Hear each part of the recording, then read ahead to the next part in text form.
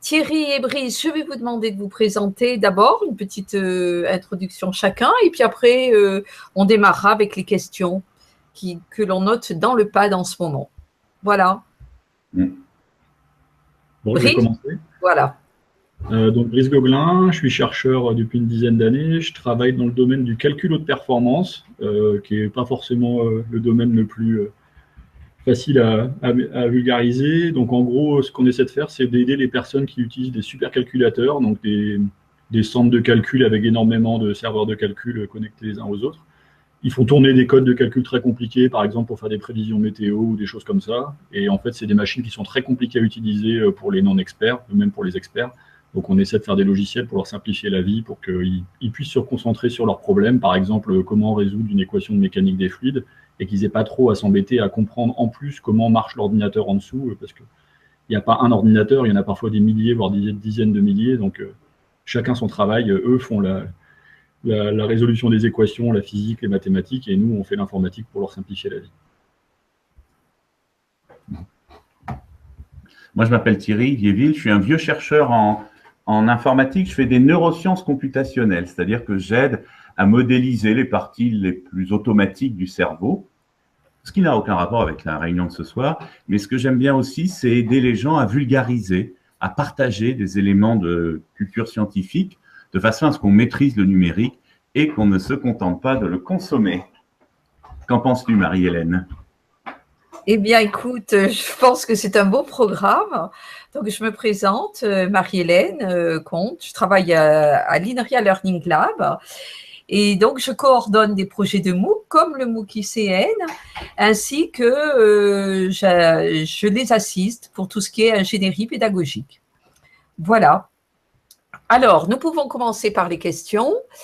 Brice, on va remonter un petit peu dans le temps. Tu as échangé pas mal sur le forum du cours.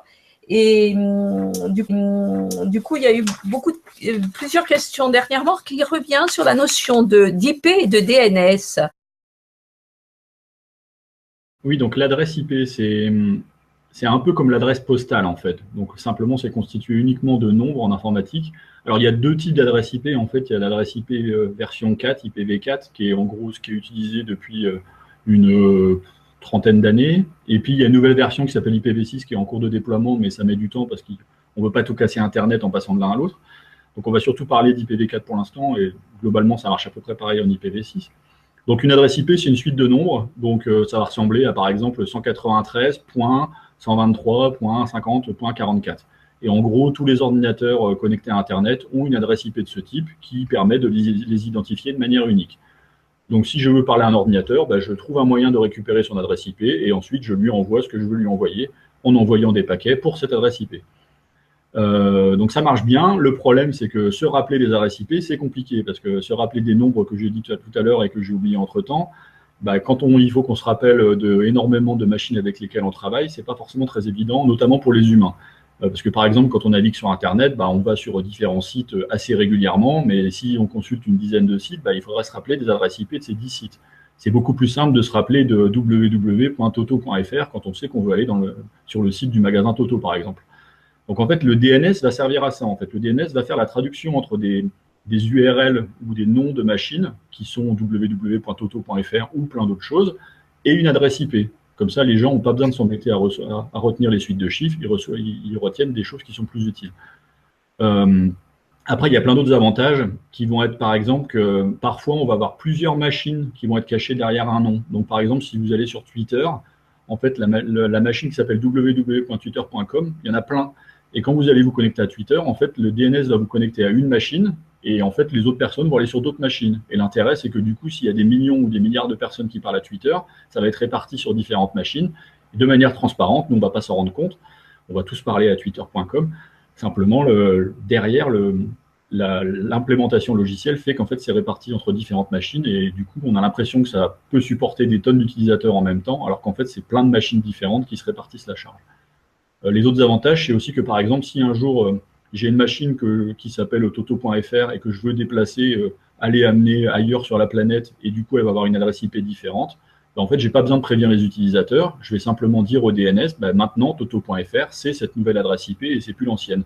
Et donc, les gens continuent à se connecter à toto.fr et ça arrive sur la bonne machine. Donc, en fait, c'est un truc qu'on fait souvent en informatique. On va mettre une couche entre ce que manipulent les utilisateurs et ce qui est vraiment dans le matériel.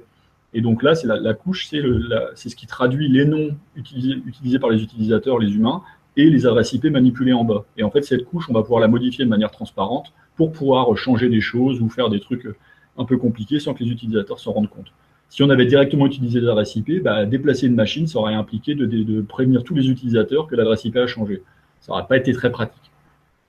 Voilà, donc le DNS, c'est un protocole qui en fait sert à faire cette traduction. C'est-à-dire que quand vous allez vous connectez à une page web ou vous envoyez un mail, etc., on va parler à des machines dont on connaît le nom sous la forme, en gros, comme une adresse qu'on tape dans un navigateur. Le DNS va être chargé de traduire cette adresse. Donc, en fait, on va contacter des machines qui servent à faire cette traduction, qui ont une grosse base de données qui contient le fait que si c'est toto.fr, je renvoie l'adresse IP 192.blabla.blabla, etc. Voilà. Le composant de base pour faire de l'électronique de nos jours, c'est le transistor, qui est utilisé depuis très très longtemps. Donc c'est en gros, c'est un peu comme un robinet. Donc vous ouvrez le robinet, le courant passe, vous fermez le robinet, le courant passe pas. Sauf que le robinet, c'est pas un humain qui le tourne, c'est une autre arrivée électrique qui va le commander en fait. Donc en gros, il y a une arrivée de courant qui va ouvrir ou fermer pour laisser passer ou non un autre courant. Et en fait, on assemble ça et on arrive à faire des circuits compliqués. Alors ça marche surtout pour faire des microprocesseurs qui vont faire des additions, des multiplications, etc.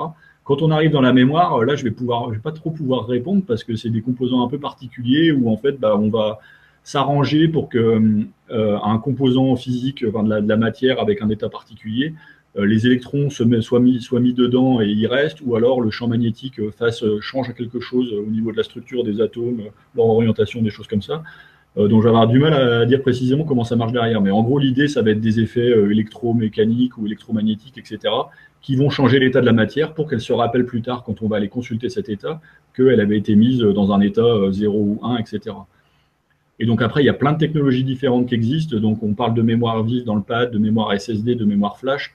Alors, il y a énormément de technologies différentes. Donc, ce qu'on appelle mémoire flash, c'est en fait assez vague. Ça correspond en gros à la mémoire non volatile, c'est-à-dire on écrit dedans, on peut éteindre la machine et la redémarrer, ça sera encore dedans. Alors que la mémoire vive, on écrit dedans, on éteint la machine, c'est effacé. Donc, en gros, c'est des technologies qui vont permettre de garder l'information quand on va retirer l'alimentation électrique, quand on fait des mémoires type SSD, donc ça, c'est les disques durs modernes ou flash. Après, l'implémentation concrète, je ne pourrais pas répondre parce que c'est trop des choses liées à de la physique très très bas niveau, de la microélectronique, etc. Par contre, on pourra faire, je te coupe Thierry, c'est Thierry, on connaît pas des ressources là-dessus, vous pouvez conseiller Thierry. On peut regarder, oui. Si on pourra en savoir plus sur ce fonctionnement des mémoires. Alors, ce qui est vraiment embêtant, c'est que justement, il y a énormément de technologies différentes entre Flash, etc. Il y a des nouvelles technologies qui sortent en plus là en ce moment. Donc, on peut trouver au moins des exemples simples qui vont dire comment ça marche une mémoire de base qui arrive à garder un bit à 0 ou 1 selon ce qu'on lui avait écrit un quart d'heure. Bon, on va essayer de trouver ça, ouais. D'accord. On le mettra dans la page du temps de rencontre. Oui, vas-y, Thierry. Moi, je propose de commencer par une sonnette de porte. Vous savez, une vieille sonnette avec un électroaimant. Donc, quand vous appuyez sur le bouton, ça attire la lame, ça sonne sur la cloche. Et puis, comme ça coupe le bouton, ça se relâche. Et là, on va monter la sonnette de porte à l'envers. C'est-à-dire que si vous appuyez sur le bouton, la lame s'accroche à l'électroaimant et fait passer le courant. Donc, elle ne décolle plus parce que le courant passe. Ben, en fait, on a réussi à mémoriser une information qui est « je suis collé ou pas collé pour mon petit électroaimant ». Et ce que tu as décrit, Brice, c'est tout à fait ça. C'est-à-dire qu'au lieu d'avoir une sonnette de porte, sinon ça en ferait beaucoup, ben c'est à l'intérieur de la matière où on s'empare de n'importe quel dispositif physique qui veut bien, par exemple, à l'intérieur du cerveau, comment on mémorise les trucs? Eh ben, on a deux manières, en gros. Il y en a une qui est chimique. On a des molécules qui viennent changer les synapses, les trucs qui connectent les neurones. Et ça, c'est plutôt une mémoire durable. Et puis, il y en a une qui est instantanée, c'est-à-dire qu'en fait, c'est le neurone, il tire, il garde de l'excitation, et puis ça reboucle sur lui-même pour que l'excitation reste. Et ceux qui, parmi vous, ont appris l'électronique à l'école, on appelait ça les bascules, c'est-à-dire des choses qui se mettent dans un état ou dans un autre. Ça, c'est pour expliquer comment ça marche. C'est pas pour expliquer toutes les technologies que tu as décrites, Brice, de ces disques durs qui maintenant ne sont plus des disques, mais des mémoires immobiles en quelque sorte, dans lesquelles c'est effectivement l'état de la matière qui fonctionne. Et puis, on nous demandait aussi ce qu'est l'accès aléatoire. Alors attention, c'est un mot trompeur. Prenez les vieilles bandes magnétiques, vous savez, les magnétophones. Alors c'était un peu pénible parce que pour aller chercher l'information, il fallait dérouler toute la bande et revenir en arrière. C'était une mémoire séquentielle dans laquelle on pouvait aller de pas en pas. La mémoire à accès aléatoire, c'est un nom bizarre pour dire que je peux instantanément aller n'importe où, au début, à la fin, au milieu de ma mémoire. Bref, c'est un bouquin que vous pouvez ouvrir à n'importe quelle page, en quelque sorte. Voilà pour moi. Merci Thierry de ce complément. Et pour l'accès aléatoire, en gros, il y a plein de transistors à la sortie du processeur. Il regarde à quelle adresse on veut aller et en fait, ensuite, ça envoie dans les bons fils pour accéder à la mémoire. Donc la mémoire, c'est plein de bascules, comme disait Thierry. Il y en a un par bit et voilà, quand on met des bascules les unes à côté des autres et ça nous donne plein de bits qu'on peut stocker des informations.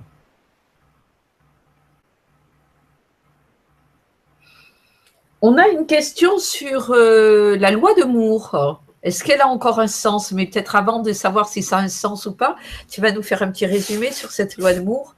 Ouais, alors vaste sujet. Alors, la loi de Moore. Alors déjà, il y a souvent une confusion auprès du grand public, mais pas que, sur la définition de la loi de Moore. Historiquement, la loi de Moore, c'était que, en gros, alors je ne sais plus si initialement c'était 18 mois ou pas, mais en gros, tous les 1 an ou 2, on allait pouvoir mettre 2 fois plus de transistors dans un processeur de même surface. Alors un transistor, en gros, ça fait quelques centimètres carrés, la taille d'une pièce de 2 euros, on va dire.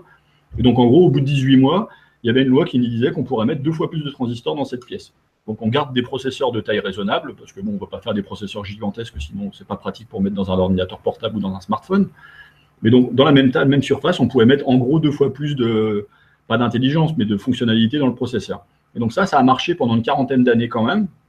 Et en fait, pour l'instant, ça continue à peu près à marcher, hein, parce qu'on continue actuellement à avoir des processeurs dont la taille, des transistors dont la taille diminue. Donc actuellement, ils font une dizaine de nanomètres dans les processeurs dernière génération, et les constructeurs nous disent pendant 5-10 ans, a priori, on va continuer à pouvoir diminuer, donc avec des transistors qui... Alors c'est peut-être plus 18 mois, mais au bout de, on va dire, 2 ans et demi, peut-être un peu plus long, on arrive à faire des transistors 2 fois plus petits, donc on aura des 7 nanomètres, puis des 5 nanomètres, etc. Donc toujours plus de transistors dans les processeurs. Alors après, les gens confondent souvent avec la loi de Moore qu'on entend dans les bars, par exemple, qui serait plutôt que les processeurs sont 2 fois plus performants tous les 18 mois ou tous les 2 ans. Et donc ça, c'est faux, par contre. Alors ça a été plus ou moins vrai pendant un certain temps, jusque 2005, on va dire, qui était une période vraiment pratique, parce qu'en gros, tous les 18 mois ou 1 an ou 2, les processeurs qui sortaient étaient effectivement 2 fois plus rapides.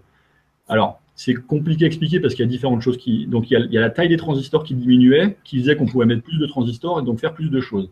Il y avait un autre phénomène aussi qui était que la fréquence des processeurs augmentait. Donc, la fréquence, c'est en gros le nombre d'instructions qu'on peut faire par seconde. Donc, de nos jours, on est à quelques milliards. Et en fait, ça fait une dizaine d'années qu'on est à quelques milliards d'instructions par seconde. Et donc, ça augmentait en fait jusque 2005 sans trop de problèmes. Donc, ça voulait dire qu'on achetait un processeur qui était par exemple à 1 GHz vers les années 2000 à la louche. 2 ans après, on va acheter un processeur, il allait à 2 GHz. Donc, en fait, tous nos programmes allaient 2 fois plus vite parce que simplement, les 1 milliard d'instructions, on les faisait en 0,5 secondes au lieu de 1 seconde.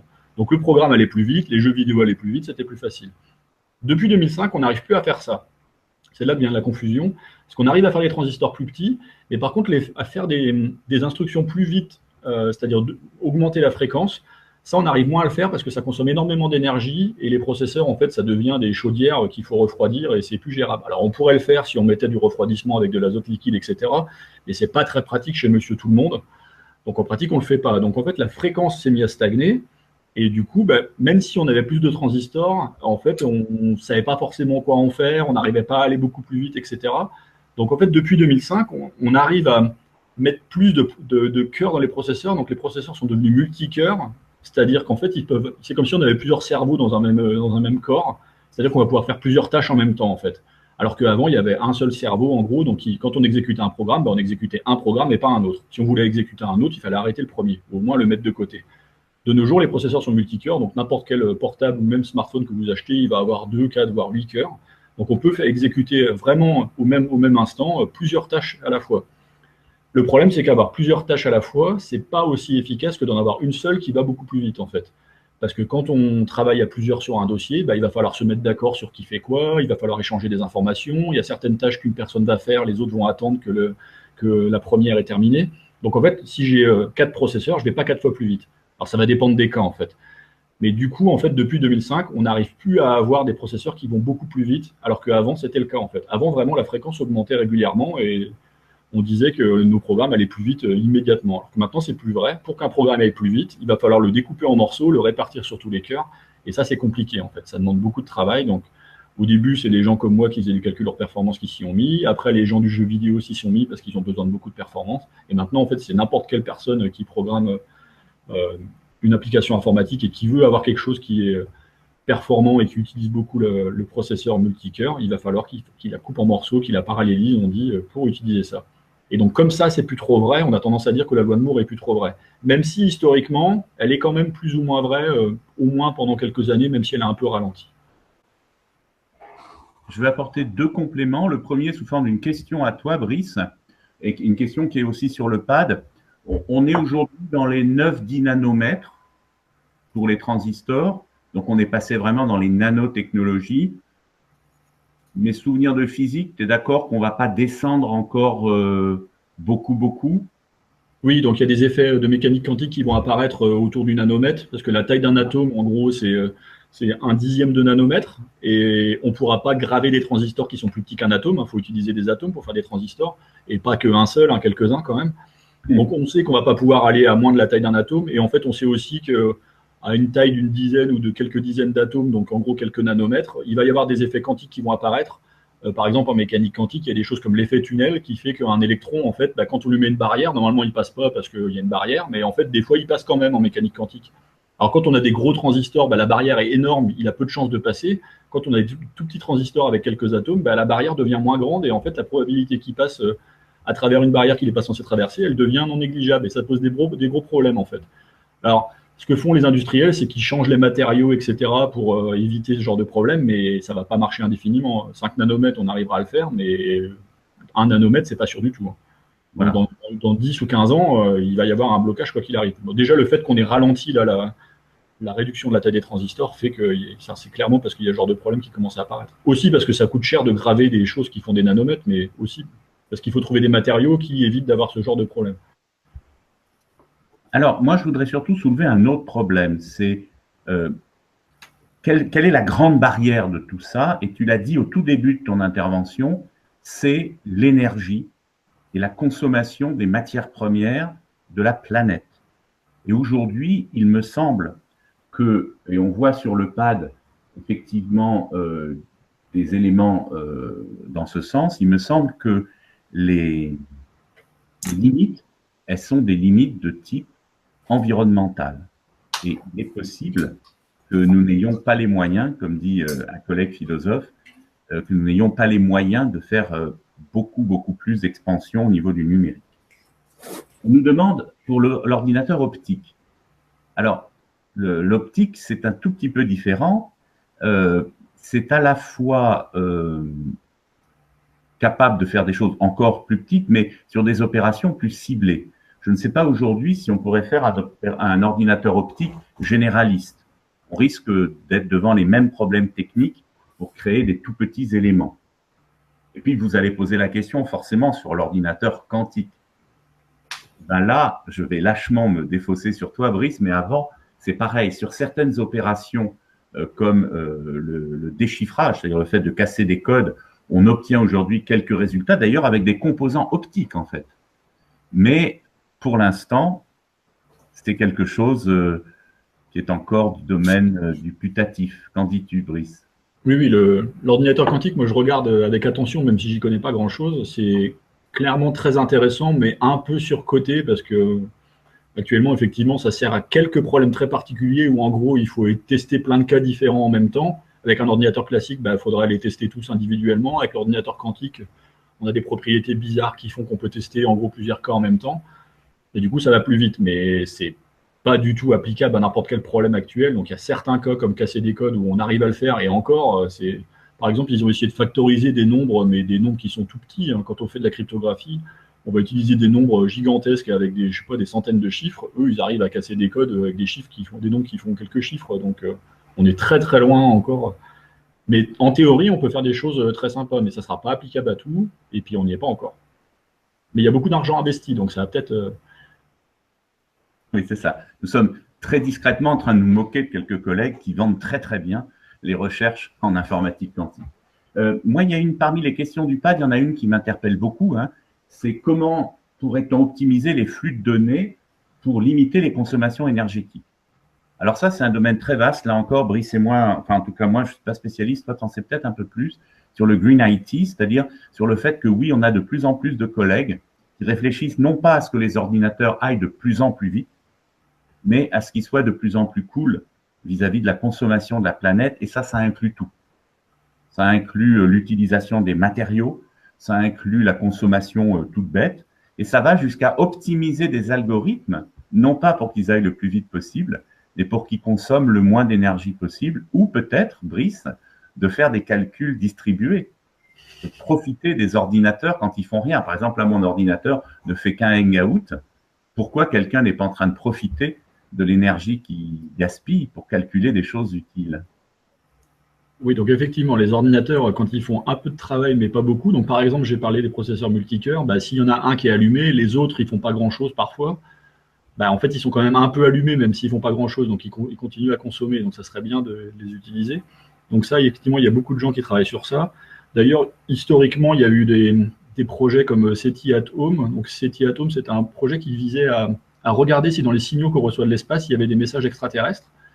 Et donc ça, bah, en gros, c'est énormément de signaux qu'il faut traiter avec des algorithmes de traitement du signal, j'y connais rien. Et donc ce qu'ils faisaient, c'est qu'ils avaient dit, les ordinateurs qui sont en train de faire tourner l'économiseur d'écran, alors ce qui est très marrant, l'économiseur d'écran, parce que c'est censé économiser, puis en fait on lui fait afficher plein de trucs compliqués qu'il consomme. Bon bref, bah, ils étaient dit, plutôt que de lui faire afficher quelque chose à l'écran et que l'ordinateur ne fasse rien, bah, on va utiliser l'ordinateur pour regarder dans les données reçues de l'espace, est-ce qu'il y a des signaux extraterrestres. Donc ça date d'il y a, je sais pas, 15 ans, 20 ans peut-être.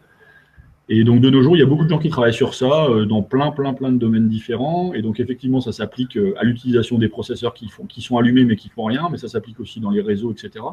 Et donc tu parlais d'algorithmes, par exemple, ce que les gens vont essayer de faire, c'est si je dois envoyer 10 paquets à une personne, enfin 10 paquets réseau à une personne, donc 10 messages, plutôt que de les envoyer un, ensuite 10 secondes plus tard le suivant, ensuite 10 secondes plus tard le suivant. Alors 10 secondes, c'est un peu trop, mais en gros, plutôt que de les envoyer séparément, je vais en fait attendre un petit peu et puis les envoyer tous d'un coup. Et l'intérêt, c'est que du coup, bah, je vais réveiller tous les intermédiaires une seule fois pour traiter tous les paquets, plutôt que de les réveiller 10 fois. Parce qu'en fait, réveiller un ordinateur ou réveiller un switch ou un routeur sur le réseau, ça va coûter pas mal d'énergie. Donc, on va éviter de le réveiller 15 fois pour faire un tout petit traitement et le rendormir derrière. Donc, il y a plein de gens qui travaillent sur ça. Il y a aussi des gens qui travaillent sur justement à faire en sorte de faire tourner uniquement le strict minimum quand on doit traiter une tâche. Donc, au niveau du réseau, ça va être par exemple, si vous utilisez le Wi-Fi ou la 3G, au lieu d'avoir une antenne qui arrose tout l'environnement autour de vous, on va essayer de savoir où est le téléphone ou l'ordinateur avec qui elle parle, et puis on va utiliser une antenne directionnelle qui va envoyer des ondes uniquement dans cette direction. Et du coup, on consomme beaucoup moins, parce qu'il y a uniquement cette direction-là qui a été arrosée, et tout le reste des ondes n'a pas été gaspillé. Alors après, il y a énormément de choses à raconter et je ne pourrais pas aller plus loin. Par contre, je connais des collègues qui pourront nous donner des ressources à mettre en lien. Je te rends la parole, Marie-Hélène, peut-être après une réponse brève. Oui. Je fais une suggestion qui prouve que tu s'y connais en informatique. Que pensons-nous du calcul par arborescence dans les bases de données plutôt que le modèle relationnel traditionnel? Alors, la réponse est très complexe, mais en gros, c'est oui. C'est-à-dire que dès qu'on peut représenter les données sous forme d'arborescence, c'est-à-dire en les hiérarchisant, au lieu de les mettre en tas dans une boîte, si je peux répondre vraiment de manière très, très approximative, oui, on gagne des facteurs énormes. Par exemple, on peut passer d'une complexité linéaire, en bon français, c'est-à-dire il faut tout regarder à chaque fois, à une complexité beaucoup plus faible, logarithmique pour employer le mot, où on arrive presque tout de suite, en tout cas très vite, à la solution. Donc, ça fait partie des solutions possibles, oui. Alors, je rebondis sur une question d'UPAD qui parlait des antennes directionnelles, je suppose, pour le Wi-Fi AC. Alors, à ma connaissance, enfin, moi, il me semble que j'ai du Wi-Fi AC sur ma box et il n'y a pas d'antenne directionnelle à ma connaissance. Je crois que c'est plutôt des choses qu'ils veulent déployer pour la 5G, donc je ne suis pas sûr que ce soit déjà déployé à grande échelle, à confirmer. Ensuite, il y a une autre question juste au-dessus pour réduire la taille des antennes HTTP, tant qu'on y est. Marie-Hélène, je me débrouille. Hein. Ah oui, ouais, très bien. Donc, Et alors, pour réduire la consommation énergétique, on peut essayer de réduire le volume des données qu'on envoie. Oui. Et donc, ça, c'est alors, il y a une petite bête qu'on peut faire, c'est compresser les données qu'on envoie. Ça évite d'envoyer. Si on envoie 100 mégaoctets compressés au lieu d'un gigaoctet, c'est toujours bien. Après, les en-têtes, on pourrait le faire. Ce qui est compliqué, c'est le déploiement, en fait, parce qu'on a des milliards d'ordinateurs qui sont habitués à parler en HTTP. Donc, si on change la façon dont on parle sur le réseau, bah, en fait, ça prend du temps. C'est par exemple pour ça que IPv4, dont je parlais tout à l'heure, et IPv6, bah, en fait, ça fait des années qu'on est en train de faire la transition et que c'est compliqué, en fait, parce que transformer tout sans tout casser, c'est compliqué. Alors après, je pense pas que les en-têtes HTTP soient super importantes parce que, en gros, un paquet réseau en général, ça fait de l'ordre de 1500 octets et l'en-tête HTTP ne doit pas être très très peu par rapport à ça. Je dis pas que c'est négligeable, mais c'est pas là-dessus qu'on va gagner beaucoup en fait. Par rapport à transférer une vidéo qui va faire des centaines de mégaoctets, ça sera quasiment négligeable. Oui, effectivement, des fois, il y a des choses qui sont envoyées dans tous les paquets et qu'on pourrait rendre optionnelles, en fait. Bah ouais, ça, après, les protocoles n'ont pas été toujours été conçus en réfléchissant au fait qu'il y a certaines choses qui ne sont pas indispensables et qu'on pourrait éventuellement dire au début de la connexion, cette partie est optionnelle, j'en ai pas besoin, tu me l'envoies pas. Bon, bah ouais, il faudrait changer. On pourrait éventuellement supprimer ce genre de choses, ouais. Après, alors pas dans les entêtes HTTP, mais dans les entêtes plus bas niveau. Donc, quand vous envoyez un paquet réseau, donc en fait, vous avez la requête HTTP qui est inclus dans un paquet TCP, qui est le protocole de communication qui s'assure que les paquets arrivent dans l'ordre une seule fois, etc. Ensuite, vous avez le paquet IP qui englobe tout ça, qui contient également d'autres choses pour dire à qui on parle, etc.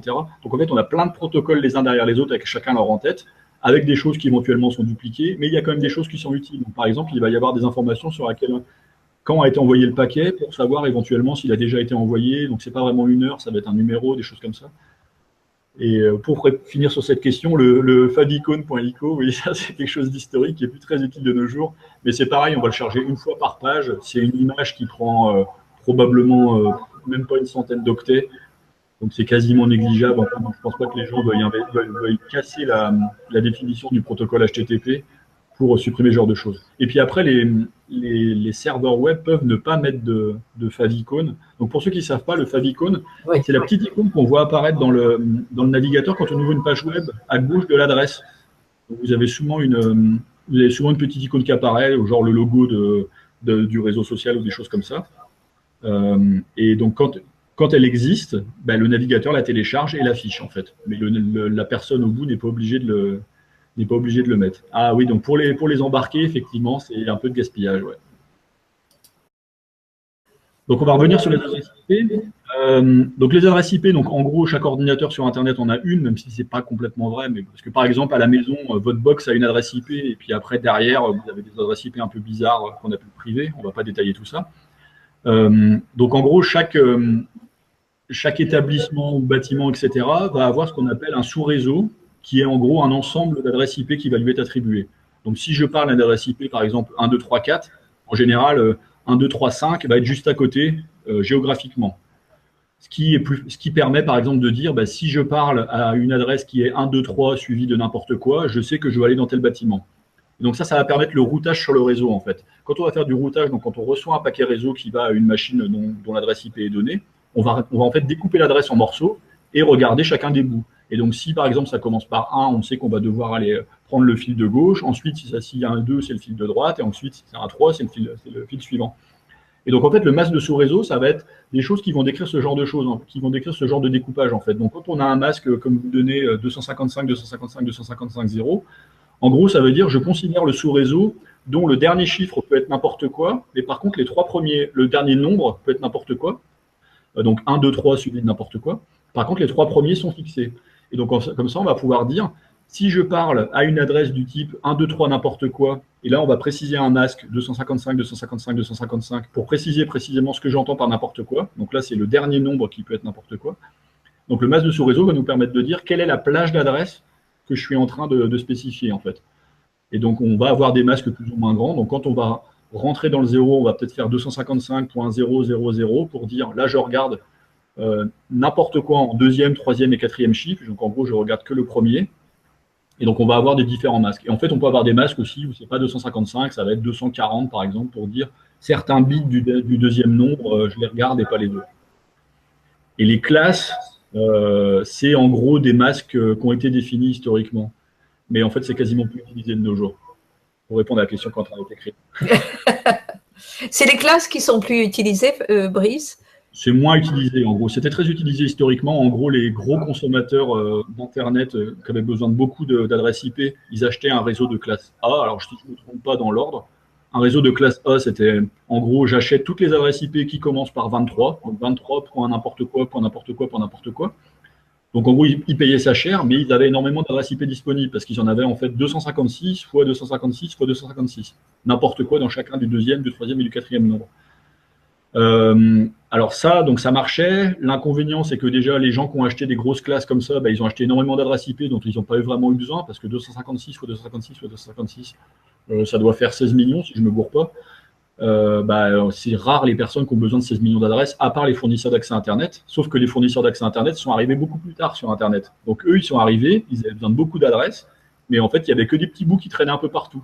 Donc on leur a attribué des petits bouts, donc avec des genre 256 là, 1024 ailleurs, etc. Donc en fait, les classes sont très peu utilisées de nos jours. Ce qu'on fait de nos jours, en fait, c'est des masques un peu quelconques qui nous arrangent, et puis voilà quoi. Et historiquement, les classes, c'était certains masques particuliers, mais maintenant, de nos jours, on s'en fiche un peu, en fait. Enfin, je ne suis pas spécialiste réseau, mais c'est comme ça que je l'ai compris. Mais donc, l'idée du cloud, c'est en gros, on va exécuter des tâches sur ordinateur, sauf qu'en fait, on ne va pas les exécuter chez soi, on va les exécuter sur une machine qui est quelque part, on ne sait pas où. On dit qu'elle est dans le cloud, dans le nuage, parce qu'en fait, elle est quelque part, et puis on ne sait pas où, puis on s'en fiche, en fait. Donc, c'est par exemple tout ce que vous faites dans un navigateur. Si vous lisez vos mails avec une interface type webmail, Zimbra, etc., si vous utilisez un truc comme le pad qu'on a ici, en fait, c'est comme si vous aviez un éditeur de texte, alors qui est un peu limité, j'en conviens, mais il y en a qui sont beaucoup plus performants.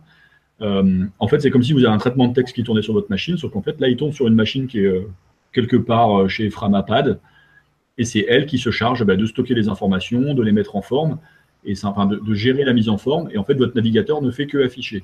Donc, en gros, on délègue à d'autres machines du travail. Et l'idée derrière tout ça, c'est en fait d'avoir des ordinateurs minimalistes ou des smartphones minimalistes qui ne font qu'afficher les choses qui sont traitées ailleurs. Alors, l'avantage de ça, c'est que, par exemple, on va pouvoir dire tous les trucs qui consomment beaucoup d'énergie, on va les mettre au même endroit dans un data center, donc un centre de calcul, un centre de données. Et donc, la consommation énergétique va être centralisée à cet endroit-là. On aura des climatisations qui vont être adaptées et du coup, en moyenne, on va consommer moins. Parce qu'en fait, au lieu de chauffer un peu partout, on va chauffer à un endroit beaucoup plus, mais on va avoir des technologies très efficaces qui vont être utilisées pour refroidir. Et de la même façon, on va avoir des serveurs qui ont été déployés qui seront très performants, qui sauront très bien faire la gestion du pad ou d'autres choses. Et donc, en fait, on va centraliser. Alors, centraliser, c'est pas forcément le bon mot, parce que quand on entend centraliser, ça veut dire vraiment dire un endroit précis. Là, c'est centralisé à un endroit où on ne sait pas où c'est. Mais en gros, on va déployer. Oui. Une question, c'est centralisé ou décentralisé finalement le cloud? C'est compliqué parce que les gens qui font des réseaux sociaux ou les gens comme Framapad, ils ne sont pas forcément centralisés. En fait, ils peuvent avoir plusieurs centres de données répartis sur la planète. Et puis simplement, si je suis en France, je vais parler à un centre de données qui est en Europe. Et puis si je suis aux États-Unis, je vais parler à un aux États-Unis.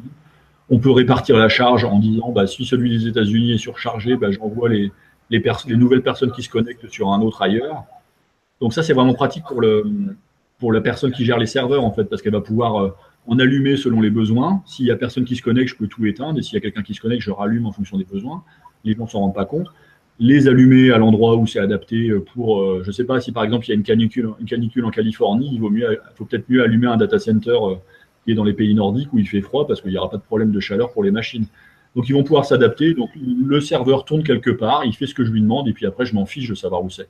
Donc c'est centralisé au sens où il y a une instance, comment dire, il y a une instance qui existe au niveau juridique et qui récupère toutes mes connexions.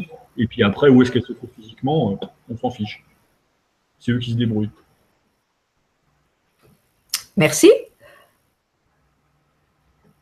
Alors bon, pour continuer sur le cloud, et là on change d'architecture, mais alors ces fameuses données, elles sont la propriété de qui?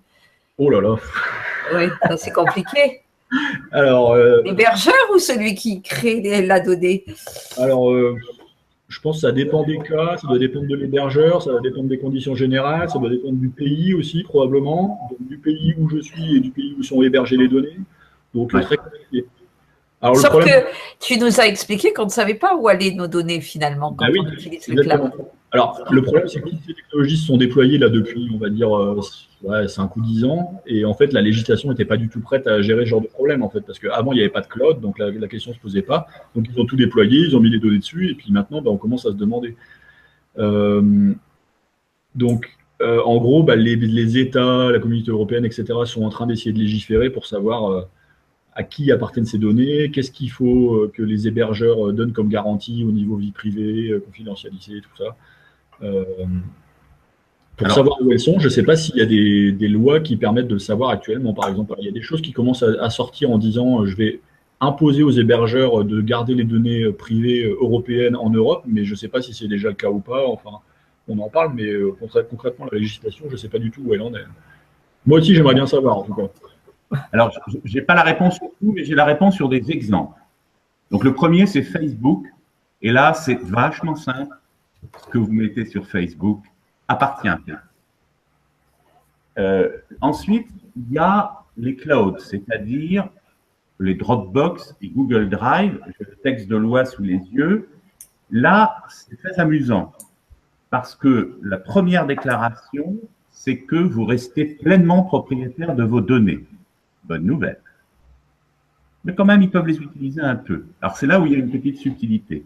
Donc, je ne parle pas de piratage par des personnes privées ou par des gouvernements, je vous parle des textes.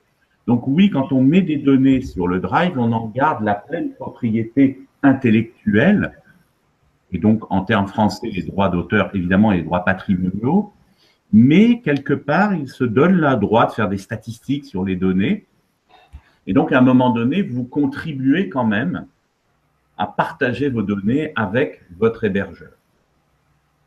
Voilà. Et tu as raison, Brice, la loi est en train d'avancer, c'est-à-dire qu'aujourd'hui, un certain nombre de protections légales permettent de renforcer, disons, le bon usage de nos données. Voilà ce que je peux répondre aujourd'hui en me contentant de lire la documentation qu'on avait prévue parce qu'on s'attendait à cette question. Après, il faut bien voir qu'il y a des aspects compliqués au niveau juridique sur les données parce que quand on parle d'objets concrets, si je donne un objet à Thierry, il l'a et moi je ne l'ai plus, alors que sur les données, en fait, l'hébergeur peut avoir les données et dire tu es encore propriétaire, parce qu'en fait, lui, les données, j'y ai encore accès, je peux les télécharger, etc. Et lui, il les garde toujours derrière. Donc en fait, il y a une copie gratuite qui se fait sur les données, ce qui fait que, par exemple, ça pose des problèmes pour les éditeurs de musique parce que on n'achète plus de CD, du coup, on peut dupliquer la musique à l'infini et ça coûte rien, alors que produire un CD, ça coûtait de l'argent et donc le modèle économique est différent. Donc, la loi, elle rame pour suivre ces évolutions. Donc, indépendamment même du cloud, en fait, rien que suivre au niveau juridique le fait de gérer cette donnée qui est, j'ai oublié le terme, le truc qui veut dire qu'en fait, on peut la dupliquer gratuitement à l'infini, en fait, et qui fait que le modèle derrière est différent. Rien que s'adapter à ça, ça a mis longtemps. Donc, quand en plus on rajoute les problèmes de où elle est stockée concrètement. C'est un bien non rival. Oui, c'est ça, non rival.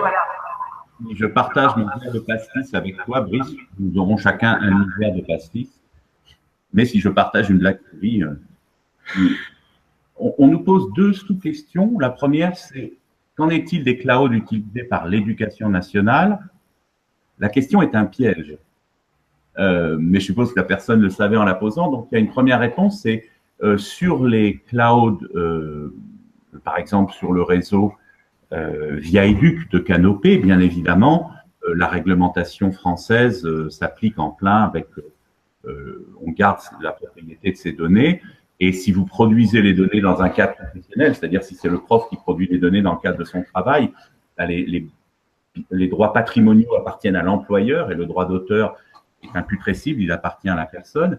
Mais je pense que, je pense qu'il y a aussi un piège, c'est que l'éducation nationale a eu des positionnements divers par rapport au cloud, comme Google Drive ou Dropbox. Elle est passée d'un usage modéré à une interdiction, puis à une déclaration du futur ex-directeur de la DNE que ce n'était pas grave. Voilà, donc on dit on applique le règlement européen, oui. Alors là, c'est une question, je n'ai pas la réponse. Je pense que le règlement français et européen essaye d'être mis en regard. Donc, je ne sais pas à l'instant T s'il y a une différence, mais la dernière fois qu'on a rencontré la CNIL, les CNIL entre elles, donc ce sont ces commissions nationales informatique et liberté, qui s'occupent justement de nos droits, se concerter entre elles pour que, in fine, nos réglementations soient cohérentes. Il faut être identiques. Alors, je vais juste aborder la question sur le Wi-Fi AC. Est-il capable de localiser le téléphone ou la tablette? Alors, je ne sais pas si c'est spécifique au Wi-Fi AC, parce qu'à ma connaissance, la localisation, donc quand on utilise le téléphone, le smartphone, par exemple, parfois il arrive à savoir où on est simplement parce qu'on a le Wi-Fi qui est allumé. Ce qu'il peut faire, en fait, c'est regarder l'adresse IP une fois de plus, en fait, parce que comme on attribue des plages d'adresse IP à des fournisseurs d'accès, en fait, bah, on arrive plus ou moins à savoir où sont les personnes. Alors, pas forcément toujours précisément, mais parfois on arrive à remonter jusqu'à la borne Wi-Fi, donc l'objet qui émet les ondes et qui parle avec notre smartphone. Et si on sait où elle est, bah, du coup, on sait à peu près où se trouve la personne à quelques dizaines de mètres près, en fait. Donc, je ne sais pas si… Oui. Bon, bah peut-être, je ne sais pas. Peut-être qu'il arrive à faire des ondes dirigées, je ne sais pas. Je vais vérifier après, j'aurai appris quelque chose. Oui, tout à fait. En revanche, on peut rappeler aux gens que ce problème de la localisation des smartphones est très complexe.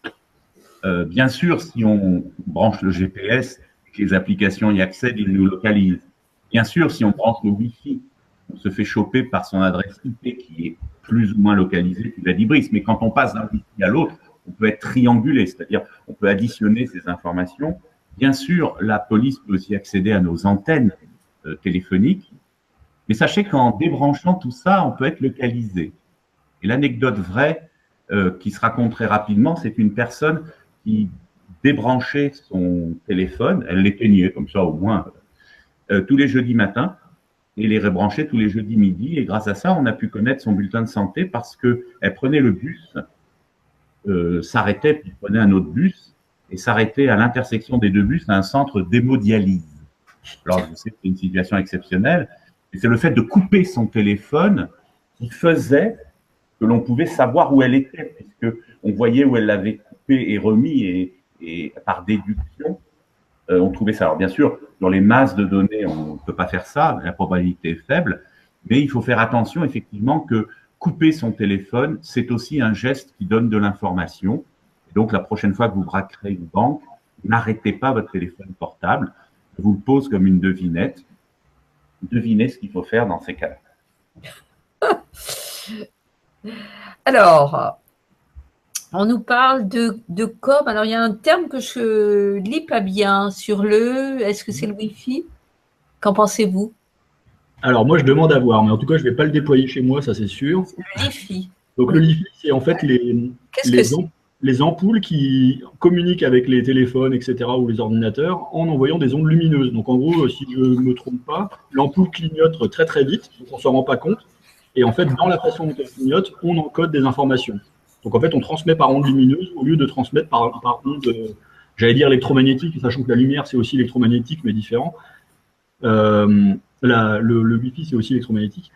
Donc, je pense que c'est prématuré. Moi, j'y connais rien. À mon avis, il n'y a pas beaucoup d'études qui ont été faites parce que c'est quand même pas apparu il y a très longtemps. Enfin, j'espère qu'on va pas mettre ça dans les écoles tout de suite parce que j'ai des enfants qui vont à l'école, donc bon, et qu'on va attendre un petit peu. Mais c'est vrai que ça commence à se commercialiser beaucoup, donc je suis assez étonné que. Enfin, je suis curieux de savoir, mais pour l'instant, j'ai pas confiance. Hein.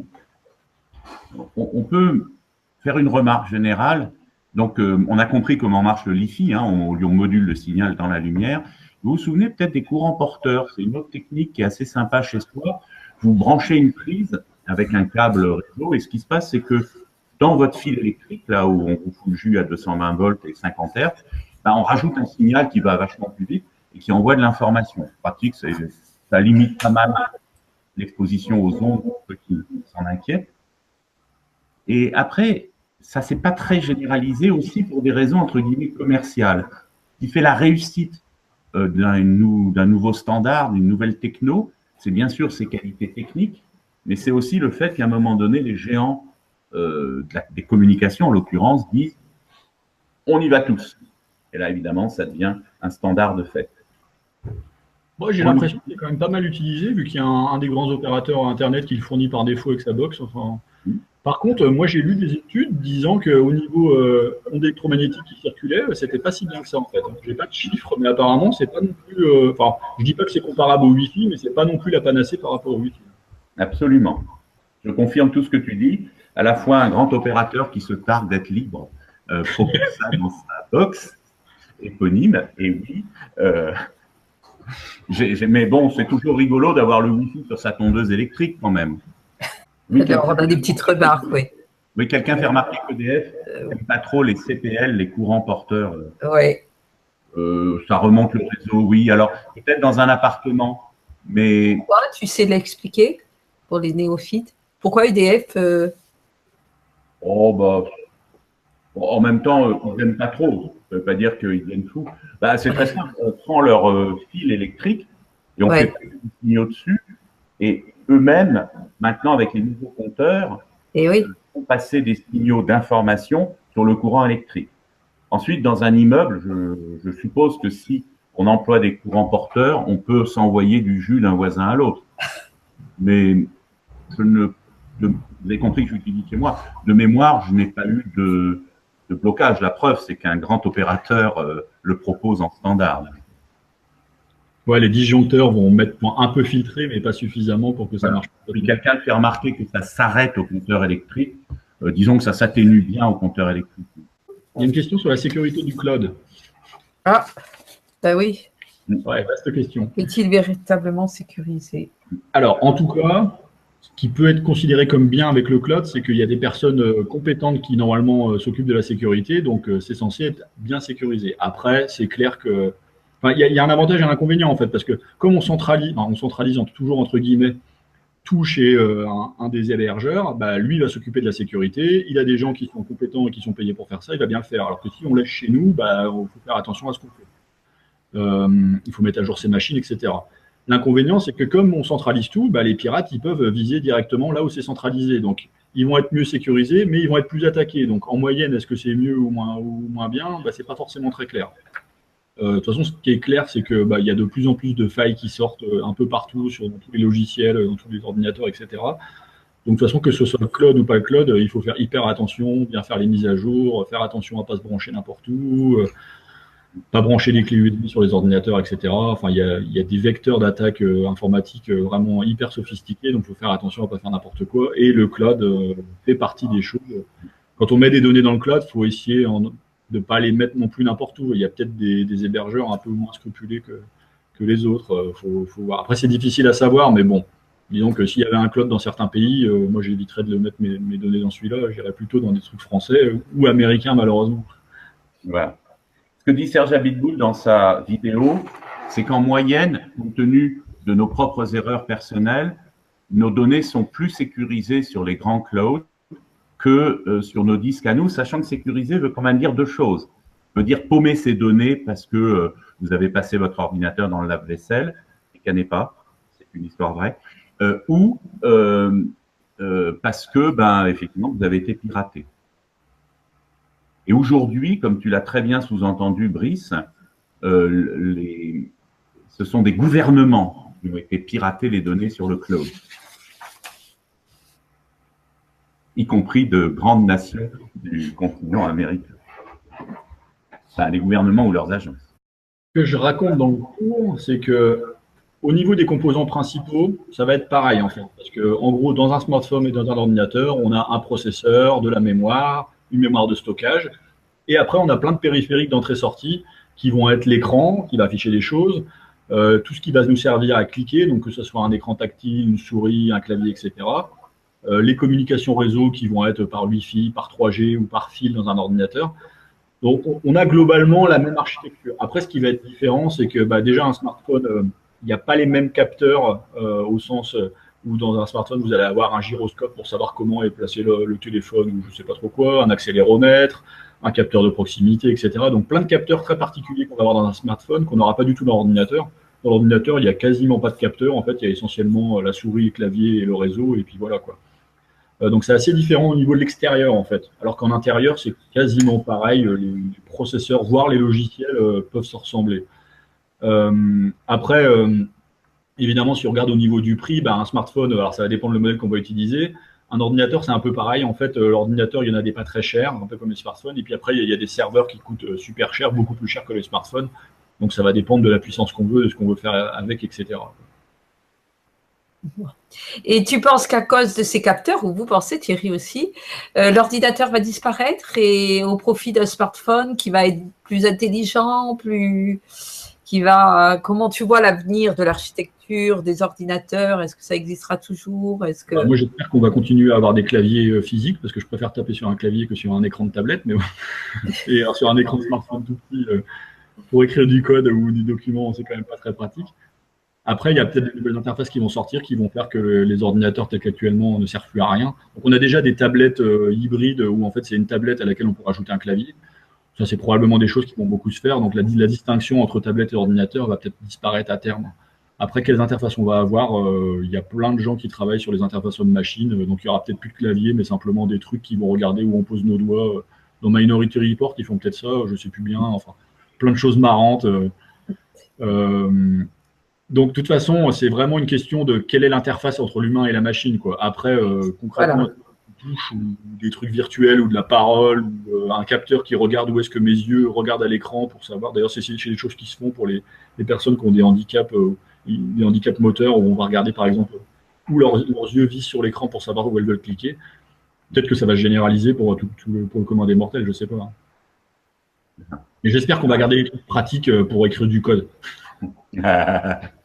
Alors, j'ai pas la même opinion que Brice, parce que j'utilise de moins en moins mon clavier, surtout à mon âge avec mes vieilles mains, et je dicte mes messages. Et donc, il y a eu une espèce de révolution le jour où je me suis mis à parler et quelque chose dans la machine était capable de transcrire mon texte. Alors, je crois que tu as raison. Gérard Berry dit à la fois que les ordinateurs vont disparaître et il précise sous leur forme actuelle. Et donc, il faut ensuite raisonner par usage. C'est-à-dire que chez nous, demain, on communiquera beaucoup sur les smartphones et puis on se mettra à écrire nos mémoires sur des tablettes ordinateurs, puisqu'il y a des tablettes qui viennent avec des claviers et des ordinateurs qui ont des écrans tactiles. Un jour, on ne saura plus très bien la différence. La différence, oui. Et surtout, ce que Brice a mis en avant, c'est le fait qu'il y ait des interfaces très spécifiques, dont le coup de Minority Report, c'est-à-dire le fait que je puisse faire ça devant un écran. Ça marche déjà dans les salles d'opération pour que des chirurgiens puissent manipuler le dossier du malade sans toucher à l'écran. C'est pratique de ne pas lui filer des merdes au moment où tu l'opères et qu'il a le ventre ouvert. Est-ce qu'on aura chacun ça chez nous? Peut-être les très riches, mais on n'y gagnerait pas grand-chose à faire ça. Donc, il y a des interfaces qui vont se développer pour des créneaux très précis, et aujourd'hui, il y en a déjà beaucoup, y compris des connexions entre l'activité cérébrale et l'ordinateur. Vous avez remarqué que je n'ai pas dit la pensée. Et donc, aujourd'hui, effectivement, des gens peuvent, avec le regard et en exécutant des opérations mentales qui sont élémentaires, qui sont décodées par la machine de piloter, pour nous, en même temps, on a autre chose à foutre avec notre cerveau, donc il vaut mieux servir de nos doigts. Et on te fait remarquer, Thierry, que c'est dur de changer une carte graphique sur un smartphone. Donc, je comprends quand même qu'en ce sens, l'ordinateur permet une plus grande autonomie. Et puis, les implants directement reliés aux neurones, tu nous as mis sur la voie. Hein, eh ben oui. Ce qui n'est pas tout à fait rassurant. C'est très différent. Donc, sur la première question, sur les cartes graphiques, c'est un vrai combat commercial. C'est-à-dire qu'il existe des ordinateurs d'un grand fournisseur qui parfois nous prend pour une pomme, qui s'était arrangé un jour qu'on puisse même pas changer les batteries sur ces modèles. Je ne sais pas si c'est encore le cas. Donc, il y a des pays dans le monde, en particulier nos amis africains sont très bons là-dessus, et on le réalise. Donc, on va apprendre des choses chez eux, où ils vous changent plein de choses sur un smartphone.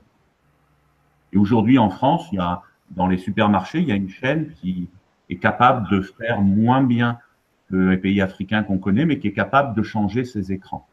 Après, le seul problème pour nous, les gens normaux, c'est que ces écrans sont tout petits. Et donc, il faut faire attention en les changeant. Donc, un problème à la fois commercial et lié à la taille de l'objet pour changer ses composants. Oui, quelqu'un dit dans les smartphones, certaines batteries sont plus amovibles. Personnellement, je boycotte systématiquement ces marques, mais peut-être qu'un jour, je n'aurai pas le choix. Alors, pour les neurones, c'est différent. Pourquoi on peut relier, excusez-moi, je vais retirer la chose pour la remettre. Pourquoi on peut relier un cerveau à un ordinateur? Pour deux raisons. La première, c'est que nos neurones génèrent un peu de courant électrique. Alors, on peut le mettre des électrodes juste sur la tête, comme ça, on peut les coller. Ça suffit pour voir les grosses zones. Ça vous fait des résolutions de l'ordre du centimètre. Et sur certaines personnes, bien sûr, il faut qu'il y ait des raisons médicales, comme les tétraplégiques pharmacorésistants, c'est-à-dire qui ne peuvent pas être soignés par médicaments. On met des électrodes directement dans le cerveau. Mais on implante des choses dans les neurones. Si on fait ça, on sacrifie le neurone au bout d'un moment. On a beau être un neurone sympa, se faire percer par une électrode, ça finit quand même par faire vieillir un peu vite. Donc, premier point, on mesure les courants. La deuxième chose remarquable, c'est que notre cerveau a une géographie. C'est-à-dire que j'ai ici ce qui correspond au mouvement de la main, du bras, de la jambe, si vous me permettez d'être très rapide. Ici, je fais des calculs, genre 3 plus 4, tu me diras combien ça fait, Brice. Et ici, j'ai les aires visuelles. Et donc, vous voyez qu'en fonction de ce que je fais avec mon cerveau, penser à une image de vacances ou additionner 3 et 4, je laisse encore le temps à Brice de vous donner la réponse, eh bien, j'ai des zones différentes qui s'activent. Donc, pas d'implant relié directement aux neurones, ce serait risquer des maladies, des infections énormes.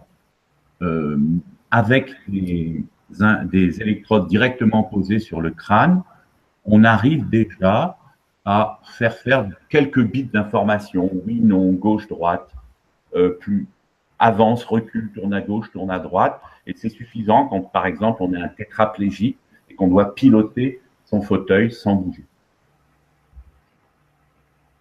Je rebondis sur un truc que tu as dit tout à l'heure, qui était qu'il y allait peut-être y avoir des interfaces que pas grand monde utiliserait parce que ça serait cher, etc. Et puis que ça servirait pas à grand-chose. Après, si on regarde ce qu'on utilise de nos jours et qu'on y pense, qu'on pense à ce qu'on pensait il y a 5 ans, il y a plein de choses qu'on utilise, on se dirait, mais c'est pas possible, à quoi ça pourrait bien servir d'avoir ça? Et puis en fait, on peut plus s'en passer. Donc peut-être que toutes ces interfaces bizarres, on va se mettre à les utiliser et puis après, on se dira, mais comment j'ai fait avant? Alors qu'en fait, un clavier, ça allait plus vite. Tu penses à quoi, toi, maintenant, par exemple? Mais moi, j'allais dire les réseaux sociaux, mais c'est pas complètement vrai parce que ça permet aussi de discuter avec des amis qui sont distants. Mais il y a plein de choses qu'on fait sur Internet qui sont pas forcément, qui n'étaient pas utiles il y a quelques années. Hein. J'ai l'impression. Et on arrivait à vivre sans téléphone portable il y a une quinzaine d'années. Hein. Non.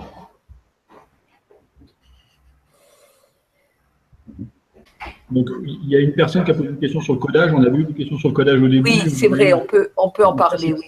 C'est un petit peu loin du sujet d'aujourd'hui, donc on a préféré pas trop aborder ça parce qu'il y a énormément de choses à dire. C'est des choses intéressantes, mais on aurait pu y passer 1 heure, ça aurait été bête d'y passer que 2 minutes. Sur la domotique, là, ça rentre plutôt dans le sujet d'aujourd'hui, on va dire. Moi, mon avis personnel, c'est que déjà, il faut avoir une maison récente où c'est facile de câbler, en fait, parce que soit vous faites tout par Wi-Fi, et là, il faut aimer le Wi-Fi. Soit vous passez des câbles partout, moi je préférerais faire ça, mais ma maison n'est pas adaptée. Donc je pense qu'une fois que vous avez tout câblé, après il y a des solutions clés en main qui arrivent, sauf qu'il faut faire confiance au niveau sécurité. Et le gros problème qu'on a quand même souvent quand on met des choses type caméra ou etc. à la maison pour faire des choses sympas, c'est qu'en général au niveau sécurité, elles ne sont pas du tout bien faites. Il y a plein de gens qui se lancent dans ce domaine sans avoir aucune idée de ce qu'il faut mettre au niveau sécurité. Et du coup, on se retrouve à avoir des attaques sur Internet qui sont faites avec des caméras qui ont été piratées et qui, ensemble, se mettent à attaquer un serveur 1 million de fois en parallèle, quoi. Donc, ça, c'est quand même un problème un peu embêtant, en fait. Donc, il y a des solutions très bien qui existent, mais c'est difficile de savoir si c'est fiable au niveau sécurité ou pas, quoi. Bon. On termine avec la question sur le codage, même si elle est un petit peu… Est-ce que ça s'apprend? Qu'est-ce que c'est coder, programmer? C'est une langue Ah oui. Il y a une grammaire, ça s'apprend comment? Alors, vas-y. Tu veux commencer? Vas-y. Oh, bon, d'accord. Donc, quoi qu'il arrive, quand on parle de codage, on est en train de faire de la programmation en général. Donc, il va y avoir un langage ou quelque chose à apprendre. Donc, il y aura une grammaire qui n'est pas forcément hyper liée au codage en lui-même, mais quand même un petit peu. Donc, c'est par exemple, dans le cours, j'explique qu'il y a différents types de données qui vont être par exemple les entiers positifs ou les entiers positifs ou négatifs ou des nombres décimaux, etc. Il va falloir que, quand on réfléchit à programmer ce qu'on veut faire, on décide de quel type j'utilise parce que je veux écrire une valeur qui est toujours entière, toujours positive, ou parce que je vais écrire une température qui peut être à virgule et négative ou des choses comme ça. Donc il faudra toujours faire ça. Et après, on va utiliser un langage où il y aura une façon particulière d'écrire ce type. Donc par exemple, si moi je fais de la programmation en C, quand je veux écrire un entier, j'écris int, int en 3 lettres. Donc ça, il faut l'apprendre. Donc en gros, il y a une réflexion, il faut prendre l'habitude de réfléchir à comment encoder nos valeurs au sens théorique du terme, quel type utiliser, et après, la syntaxe concrète pour le langage de programmation. Et donc ça implique de choisir les types, aussi de choisir comment on combine les types pour créer des tableaux, des choses comme ça. Il y a plein de choses qu'on apprend assez vite à faire. Ça peut poser éventuellement des problèmes au niveau performance, mais bon, c'est pas non plus la priorité en général, donc on arrive à se débrouiller.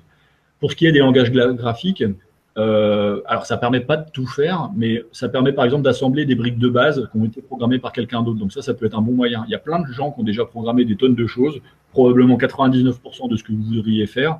Donc en fait, plutôt que de le reprogrammer entièrement et d'avoir à s'embêter avec le codage, etc., on peut toujours envisager de reprendre des boîtes qui ont été faites par les autres et de les assembler. Et donc là, on peut avoir éventuellement des langages graphiques qui, tout ce qu'ils font, c'est prennent la spécification d'une boîte. Donc quand je rentre telle donnée, il y a telle donnée qui sort, et puis qui les assemble. Après, on ne peut pas non plus tout faire avec ça.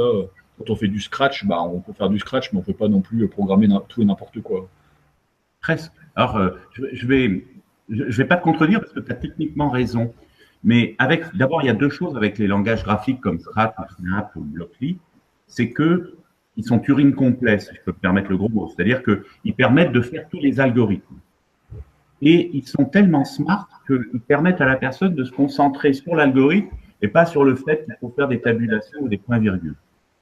Et je reste poli par rapport à certains langages. Alors, par contre, oui, tu as raison, ils sont limités par le fait que Scratch est une plateforme qui a des extensions. On peut piloter un petit robot, un Arduino, nous dit quelqu'un sur le pad, mais Scratch est mal foutu pour aller programmer une appli sur mon smartphone. Par contre, j'ai App Inventor, qui est la même méthodologie avec des blocs, qui va permettre à ma garagiste ou à mon fleuriste ou à son fils ou sa fille de programmer des petites applis en se concentrant sur ce qu'il veut faire sans s'embêter avec les langages. Et puis, de toute façon, petit à petit, on s'aperçoit qu'il passe naturellement. Tu acceptes cette réponse, Brice, ou tu es un peu réservé? Non, si. À propos d'Arduino, j'en profite pour signaler qu'il y a un MOOC actuellement qui est ouvert sur Fun, je ne sais plus, mais qui contient Arduino dans le nom, et je suis le MOOC, et il est vraiment très bien, et il ne me paraît pas très compliqué. 15 ans, il faudrait vérifier, mais bon. Alors, on va dire deux autres choses sur le codage. C'est un mot mal choisi. C'est-à-dire qu'en informatique, on parle de coder l'information, c'est-à-dire coder des images avec des pixels ou coder, par exemple, les textes avec de l'ASCII. Vous savez, c'est l'ASCII, vous avez juste le droit à 128 mots, donc il n'y a pas le droit aux accents. Et si vous voulez coder toutes les lettres du monde, il faut changer de standard. Il y a l'UTF-8, qui est un très beau standard qui permet de tout coder. Donc ça, c'est le codage de l'information. C'est prendre de l'information au sens humain et la foutre dans la machine, au bout du compte, en binaire. Donc il y a une ambiguïté sur le mot. Et puis, on nous pose une question où là, on ne pourra pas répondre aujourd'hui. C'est le lien entre la représentation de l'information dans une machine, son codage, et les langages au sens humain, au sens de représenter l'information dans le langage humain, parler entre les humains comme ce soir. Par exemple, on a essayé de vous passer des trucs. Ça, c'est un sujet en soi.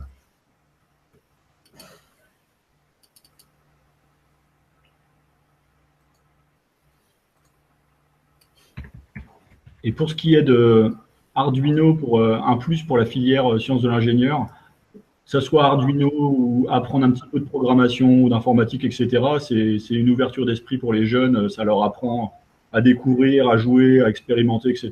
Et ça peut pas faire de mal de toute façon. Je dis pas qu'Arduino ou la programmation dans un langage particulier va leur servir quand ils seront plus grands, mais au moins l'ouverture d'esprit et le fait d'avoir testé ce genre de technologie, ça leur fera du bien de toute façon. Ils vont se marrer. Ouais. Bah écoutez, moi je propose de rester sur ces bons conseils, surtout ce rire. Se marrer est un beau programme pour la suite. Sauf si on a des questions de dernière minute, mais voilà, donc, notre entretien arrive à sa fin et j'espère que vous aurez tous apprécié, comme nous, visiblement, on apprécie, on se régale avec vous. Alors, on peut leur demander plusieurs services. D'abord, critiquez-nous. Vous avez compris, il ne s'agit pas de nous mettre une bonne ou une mauvaise note, mais comment on pourrait faire mieux la prochaine fois. Et puis, la deuxième chose que, si tu me permets de parler à ta place, Marie-Hélène, dites-nous quel sujet vous voulez qu'on aborde, y compris en faisant venir d'autres personnes. Tout à fait. On lancera un petit sur le pad. Vous pouvez toujours écrire sur ce pad, il est ouvert. Utilisez-le aussi pour communiquer, comme vous avez le forum du cours, qui est aussi un bon moyen de nous faire passer vos messages. Bon, c'est peut-être pas ici, mais sauf dans les questionnaires où on a des remarques très intéressantes, mais malheureusement, on ne peut pas répondre aux gens parce qu'ils sont anonymes, ces questionnaires. Donc voilà, ça nous intéresse beaucoup de recueillir vos points de vue et vos avis, mais par contre, on ne peut pas vous répondre en direct. Donc voilà, donc le forum et le pad, c'est parfait. Voilà, et ben on réservera Brice une prochaine fois peut-être. Je pense que on reste sur le codage, quelqu'un reste sur sa fin, mais c'est un sujet qu'on peut aborder une prochaine fois, Oui. un peu plus en prenant un peu plus de temps. On reviendra sur ces questions. Voilà, je vous dis au revoir. Passez une bonne soirée.